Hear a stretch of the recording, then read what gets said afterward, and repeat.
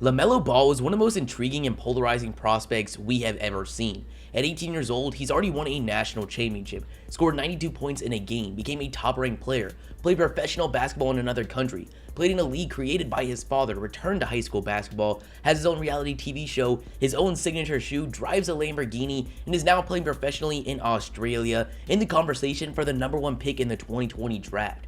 Every year we have a prospect that receives a ton of hype from the NBA community, but are hard for NBA scouts to dissect. We had Zion Williamson this year, Trae Young the year prior, and Lonzo Ball 3 years ago. This season it appears LaMelo is that prospect, so we're going to look at the progression of his draft stock and what's next. Let's try to get one like for LaMelo becoming the #1 pick in the draft, and let's hop into it.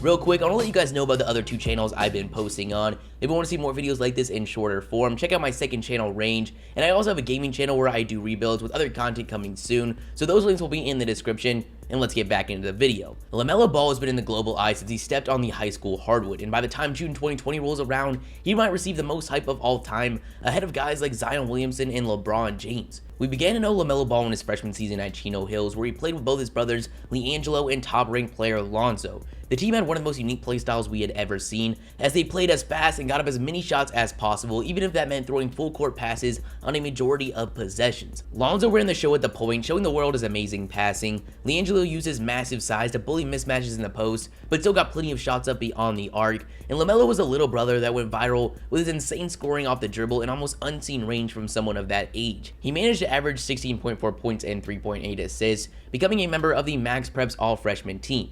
The brothers become household names after taking home the national championship. After Lamelo Ball's freshman season, it's hard to assign his draft value as he was very young and the 2020 draft was so far into the future, but given his success and potential, it was relatively high in comparison to his peers. At this point, he already had an offer from a D1 program in UCLA. His brother Lonzo was standing at 6'6", so an assumed growth spurt definitely helped his case. So while his draft stock at the time was unclear, it still gives us a pretty good starting point to compare as his career progresses. The hype would go to the next level in LaMelo's sophomore year. Lonzo was off at UCLA, dominating, leading his team to the #1 offense in the country, getting 15 points, 8 assists, and shooting 55% from the field and 41% from 3. His insane numbers and clear passing ability at his 6'6" frame made him a projected top pick in the 2017 draft, and man was the hype flying in, taking over headlines across the NBA social media world, and it was helped by one of the most outspoken fathers we had ever seen in the basketball world, LeVar Ball. Lonzo would end up becoming the second overall pick to the Lakers, while simultaneously LaMelo had solidified himself as must-see TV in his sophomore season, becoming a 5-star recruit on ESPN, averaging 27 points and 10 assists. Two moments that still get talked about to this day from that season was his half-court pull-up that was a perfect example of his flashy play style, and his 92-point performance, which was the second highest in California basketball history. We saw a huge jump in LaMelo's draft stock this year. We had a full season to see him run the show at the point, with Lonzo gone from the team. At this point, he was well over 6 foot and his pure talent was very evident. With Lonzo becoming a top pick, the chance to learn from his experience and train with the world's best definitely helped his case. He was now receiving a lot of recognition from outlets such as ESPN, and even while there was a lot of concern such as his odd shot form, shot chucking, and lack of any defensive effort, if his class was being drafted that season, he would have most likely been drafted. Things would get weird ahead of LaMelo's junior season as LeVar disapproved of Chino Hills' newly appointed head coach and took LaMelo out of school with the plan to homeschool him until he was eligible for UCLA. The plans would change when his brother LiAngelo, who at the time was preparing for his freshman season at UCLA, would get arrested in China and suspended from the team indefinitely. So with them both potentially not playing school ball for at least the next year, they decided to go overseas and play in Lithuania. LaMelo had little playing time and never had the proper opportunity to showcase his skill set. At this point, his draft stock had taken a massive hit. Lonzo was disappointing a lot of people in his rookie season. Scouts were getting the chance to see LaMelo play a lot and not at all against his level of competition, which hurt him as he ended his sophomore season with a lot of concern as a prospect. No one was denying the talent, but the lack of tape and baggage that came along with him really slowed down the conversation of his NBA future. His unique basketball journey would continue as LeVar started his own league, the Junior Basketball Association, or JBA. This was promoted as an alternative to college basketball for top recruits. Now, it didn't necessarily work out like that, but LaMelo still became a member, joining the LA Ballers, where he got to throw up whatever he wanted like he was playing at 24-Hour Fitness. He would end the year averaging a ridiculous 40 points, 15 rebounds, and 12 assists a game. After the JBA, I feel LaMelo's stock was on par with where it was when he was just a tiny little freshman with tons of potential. The talent was clearly there as he was dominating semi-pro competition, but it was clear scouts were not giving any value to his production whatsoever, and people really started to question if LaMelo had enough time to showcase his true potential in time for that 2020 draft. You can say what you want, but him not playing in high school basketball or the AAU circuit really hurt him, and he was nowhere to be seen on 2020 mocks. LaMelo would help his career drastically when he took his future into his own hands, telling LeVar he wanted to return to high school ball. It was unclear how this would work as he spent the last year playing professionally, but eventually signed on to play at Spire Institute, a prep school in Geneva, Ohio. Here LaMelo would show a lot of progress, proving he was more than just a shot chucker and defensive liability. He averaged 21 points, 9 rebounds, and 9 assists. He impressed everyone with his willingness to become a more true point guard, throwing dimes reminiscent of what we saw from Lonzo at LaMelo's age. His great year would continue into the summer, where between the Drew League and runs at Rico Hines, he was getting tons of recognition from current and former NBA players, such as Trae Young, who posted to Twitter saying he was next up. Throughout this year, we saw a massive jump in LaMelo's stock, reaching all-time highs. He had now surprisingly passed his brother's height, standing at 6'7", and he was using this to his full advantage. He was clearly aware of the concerns around him, and he addressed that, becoming extremely well-rounded and appeared more grounded as a person. We were hearing less from LeVar, which is always a good sign, and scouts were really starting to pay attention to LaMelo as we saw him appear in mocks, usually in the mid to late first round.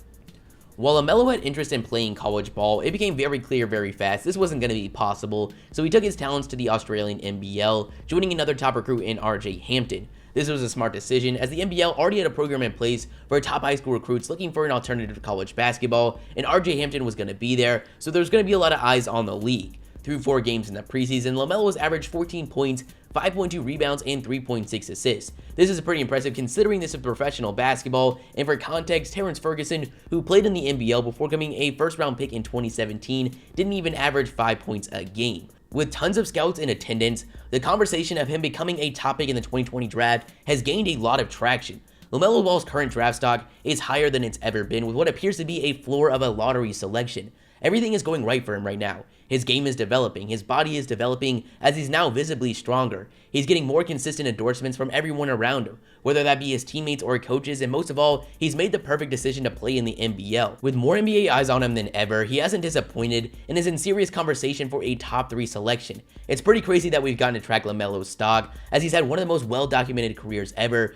To get an idea of how positive his time in the NBL has been, a scout said after seeing him, his style of play is tailor-made for the NBA game. Another one said, he reminds me of Luka Doncic in terms of his size, his feel, and his creativity. The concerns surrounding what comes along with drafting LaMelo have begun to die down, as his head coach said, he's exceeded expectations. It's exciting to see that he came with absolutely zero baggage. He's assimilated into his teammates, and they genuinely love having him around. His willingness to share the ball, his willingness to pass, that's fun to be around, and that's fun to play with. I've gotten great feedback that this is the happiest people have seen him in a while. There's a lot of external noise, and I guess that's just part and parcel of what his life is like, and he's grown up with that. We've obviously been shielding him away from that as much as possible, and that seems to be what he wants. He's extremely well grounded, and he's handled everything extremely well. He just wants to be a normal kid, and we're proud of our environment that allows him to do that. I haven't heard anything from LeVar, so he must be doing something right.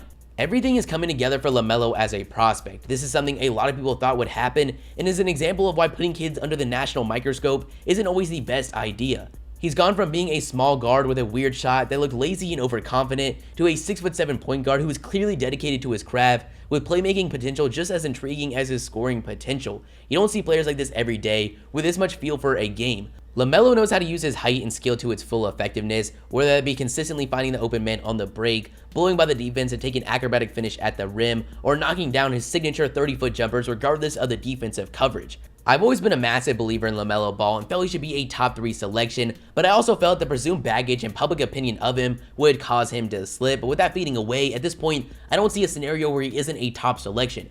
I'm not someone that believes he's a clear #1 pick, but I'm not going to rule that out as a possibility. Guys like James Wiseman and Anthony Edwards scream with NBA potential, but we still have a season ahead of us, and in terms of YouTube, I would love Lamelo to be in the conversation for that #1 slot.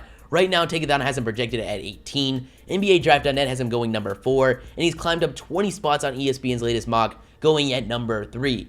As of right now, his projected landing spot is still all over the place, but his stock is going up, and it's just a matter of time before every mock has him cracking the top 3. That's you guys. You guys tell me your thoughts in the comments below. If you liked the video, make sure you like and subscribe, and the shoutouts are gonna be Grady, ET3, ARG, Jamie, and Jonathan. If you guys want to shout out in the next video, all you got to do is like the video and comment like the rep notification gang, and I'll shout 5 of you guys out. With all that being said, hope you guys have a great day, and peace.